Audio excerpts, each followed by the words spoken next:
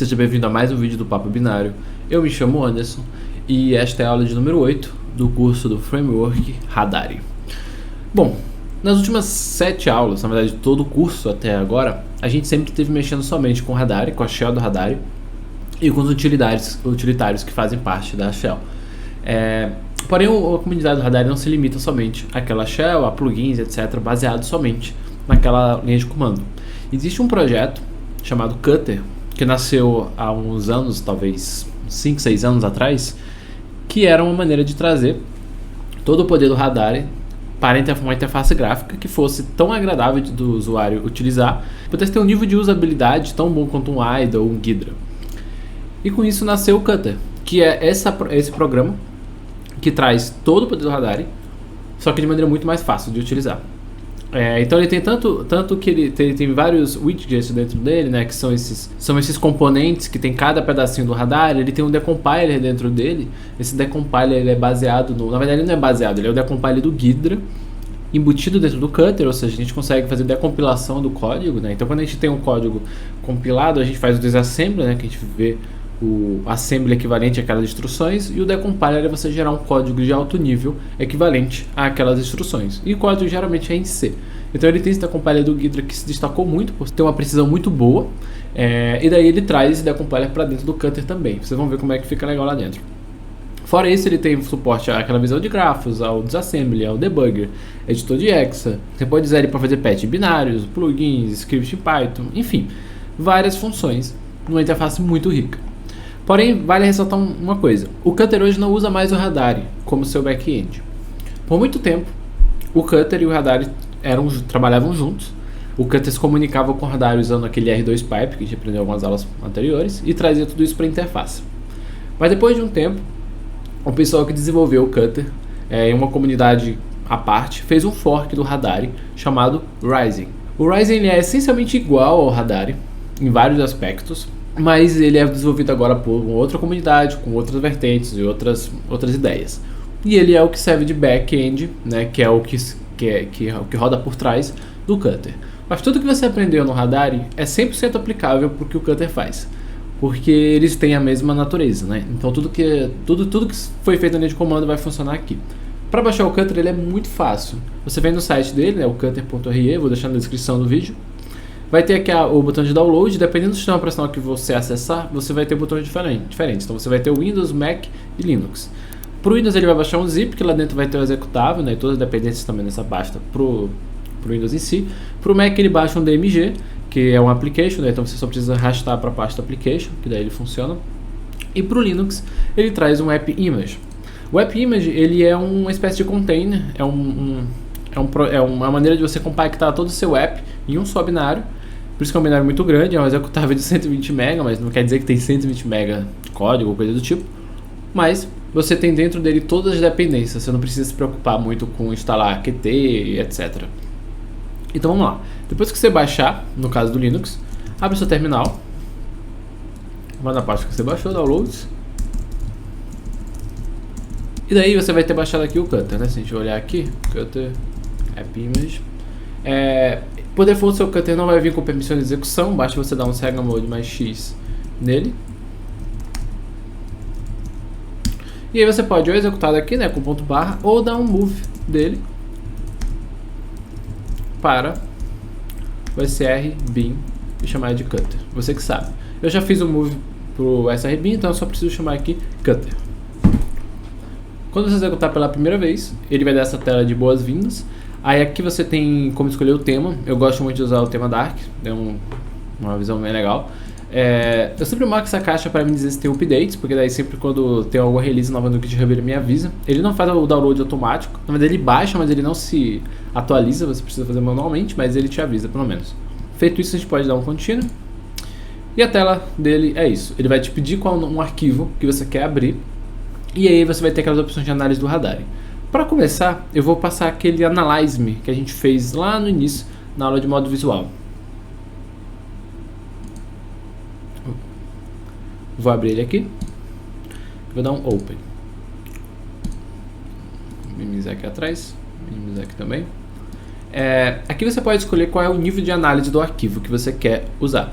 que nada mais é do que aquela quantidade de As que você coloca quando você está inicializando lá no Radar. Então você pode deixar o automático, que são 3 As, ou o autoanálise experimental, que são 4 As. Essa autoanálise é mais avançada, ela vai utilizar algumas features de emulação, então é bom deixar ela marcada, geralmente ela descobre mais coisas. Por enquanto deixa só isso. Caso você não queira analisar o arquivo também, você pode desmarcar essa caixa, mas eu quero analisar e vou carregá-lo. Então ele já analisou o arquivo. Veja que ele já fez aquele processo que o Radar faria de passar aqueles AAA. E na primeira tela que ele te joga quando você abre o Cutter pela primeira vez é a tela de Overview. E essa tela ela é equivalente ao Rabin menos I maiúsculo lá dentro do Radar. Então aqui ele vai ter todas as informações do arquivo, né? Qual é o nome do arquivo, o formato, quantos bits ele tem, todos aqueles outputs. Ele também me diz quais são as bibliotecas, então ele fala que ele está linkado com o inet.dll, quais são as hashes desse arquivo, né? São as diferentes hashes que esse arquivo tem, entropia também, alguns dados da análise, e essencialmente isso. É interessante você olhar essa tela para você entender como é que o arquivo é dividido. E aqui do lado esquerdo, se a gente dá uma olhada nessa tabela, a gente tem quais são as funções que tem que ter dentro desse binário. Então você tem aqui o entry point, várias funções que ele encontrou, e se você passar o mouse por cima, ele te dá um preview das instruções que tem nessa função.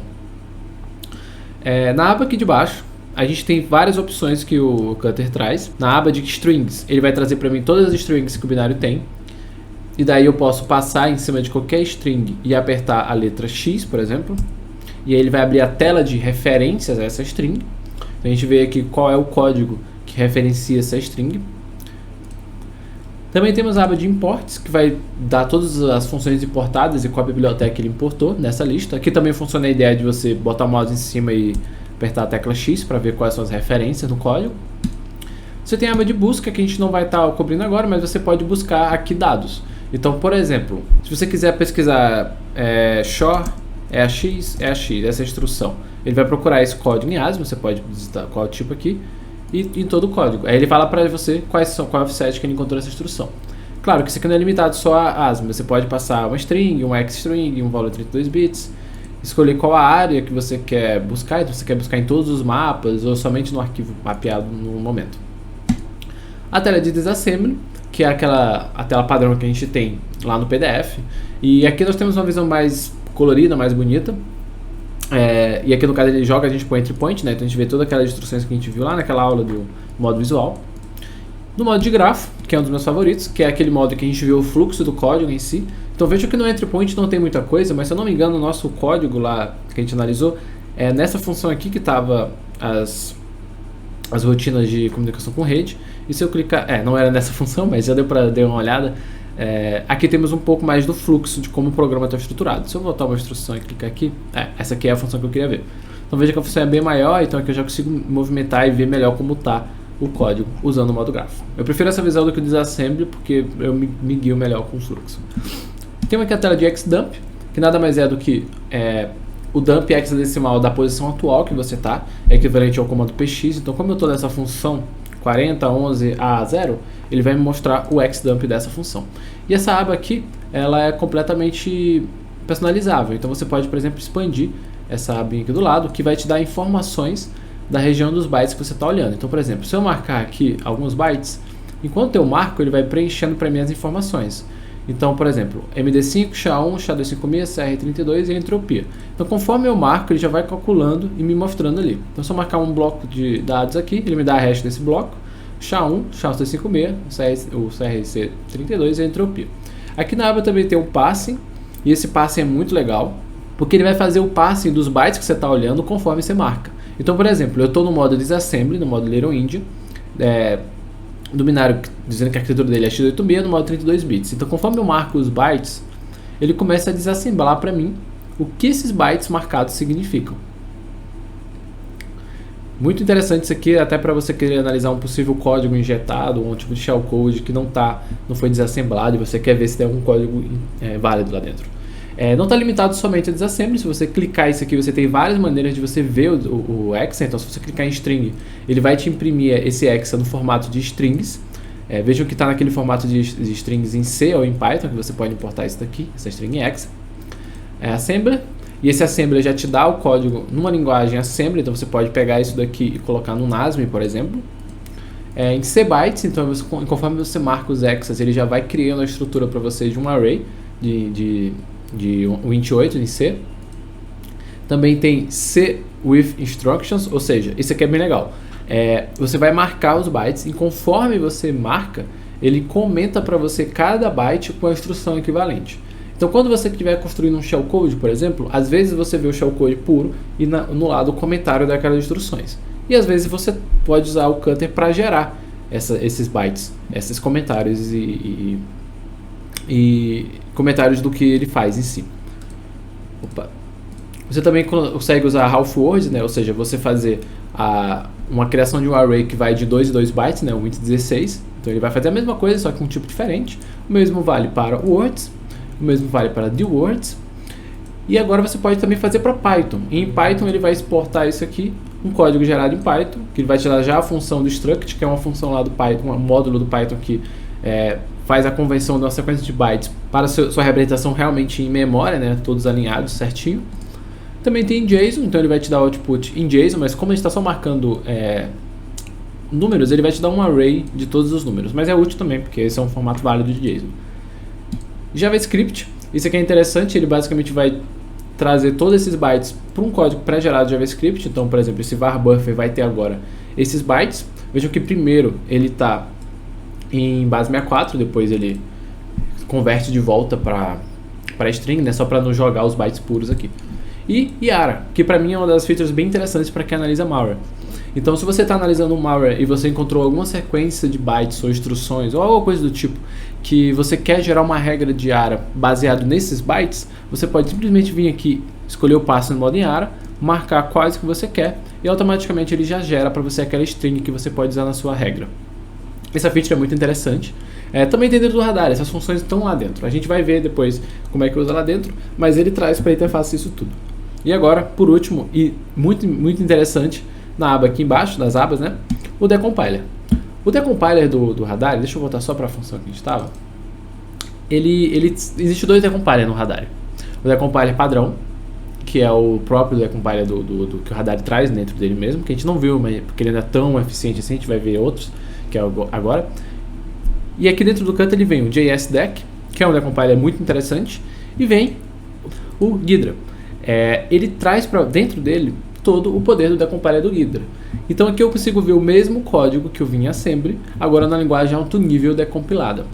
E o mais interessante do Cutter é que, como ele é feito em Qt e ele é feito para ser personalizável, você pode simplesmente segurar o botão, clicar no mouse aqui e segurar, e soltar a tela dele e arrastar para montar onde você quer. Então vamos supor que eu quero colocar ele do lado, expandir aqui, clicar na tela de grafo, e aqui eu tenho o mesmo código em Assembly e o código em grafo do lado. Ambos estão sincronizados entre si. Então, onde eu clicar aqui, ele vai me mostrar onde está no código. Então, se eu clicar, por exemplo, nessa parte do código, ele me mostra onde está isso em Assembly. Claro que não tem exatamente as mesmas linhas de código, a Assembly tem mais coisas, mas você vai clicando onde é equivalente no código em Assembly em si. Isso por si só já é um layout bem legal para você estar usando aqui nessa tela. Fora isso, fora essas funções das abas, que são as mais importantes, a gente tem algumas opções interessantes que a gente pode personalizar. Se a gente vir na tela Windows, que é onde a gente define quais são as janelas que vão ter aqui, a gente pode escolher qual é uma janela extra que a gente queira colocar. Por exemplo, eu gosto muito do Graph Overview, que ele coloca aqui embaixo. Se a gente expandir aqui, é aquela visão do Radar em que você vê o grafo de maneira de longe, né? E você consegue ter ideia de como o código está funcionando sem não necessariamente olhar as instruções. Então aqui eu posso usar isso aqui para navegar dentro do código. E para não ficar muito feio aqui, o que eu posso fazer? Eu posso desmarcar, clicar, né, 2 vezes para segurar e colocar em cima aqui, ó, das funções. Quando eu coloco, ele cria uma nova aba aqui embaixo. Então agora eu tenho uma aba as funções e uma aba o grafo. Então eu posso usar essas mudanças para navegar no código de maneira muito mais organizada. Então posso só vir aqui e já chego nessas mesmas regiões. Fora isso, também tem outras funções. Eu posso vir aqui em Info e tem várias outras estruturas que eu posso colocar para o Radar e mostrar. Então, por exemplo, se eu quiser ver símbolos, os símbolos que o Radar encontrou, os símbolos que esse binário tem, basta eu clicar aqui em símbolos e ele vai colocar para mim, ó, uma nova aba aqui embaixo. E aqui eu vejo quais são os símbolos que o Radar encontrou. Se eu quiser, eu posso, por exemplo, colocar classes. Ele não mostrou nada, porque esse binário não tem nenhuma classe, mas experimente pegar um binário, por exemplo, em C++, ou em Objective-C, ou Swift, ou qualquer linguagem que você conheça, que seja compilada e que tenha classes, importe dentro do Cutter e venha ver as classes. Ele destrincha as classes para você, diz quais são os métodos, quais são as classes e etc. que tem. Então é muito interessante ter essa tela. E além disso, você consegue ter acesso à shell do Ryzen. Lembra, o Cutter não é mais o Radar, o Cutter é o Ryzen. Porém, o back-end é essencialmente o mesmo. Então, se eu clicar aqui em console, ele mostra para mim um consolezinho embaixo. Então, eu posso, por exemplo, enquanto estou fazendo um disassembly, usar códigos dentro do Radar. Eu posso, por exemplo, digitar aqui PDSF, que é para imprimir o sumário da função. A gente viu isso na aula do modo visual. E aí, aqui embaixo, ó, ele mostra para mim o sumário dessa função. Só que aqui são a shell do próprio Ryzen. Então você pode, por exemplo, ver, PD e interrogação. Então você vê os comandos do disassembly, você pode usar aqueles comandos das referências aqui. Você pode construir scripts. Scripts não, na verdade você pode construir aqueles interadores aqui dentro para encontrar todas as referências e assim por diante. A gente também tem algumas configurações que a gente pode fazer. Por hora eu vou fechar aqui o console. Vou vir aqui em Edit, Preference, e aqui eu abro a tela de configurações do Cutter. Eu gosto de colocar algumas configurações que a gente já viu lá dentro do Radar, né? Quando a gente coloca aquele comando E e uma chave de configuração. É a mesma coisa, essencialmente ele vai fazer isso. Uma coisa que eu gosto de fazer é sempre deixar o meu grafo configurado para mostrar para mim os opcodes e os offsets. Então, para isso, basta você vir aqui clicar na aba de grafo, vir aqui e clicar Show Offset of Each Instruction, e ele mostra para você as instruções aqui.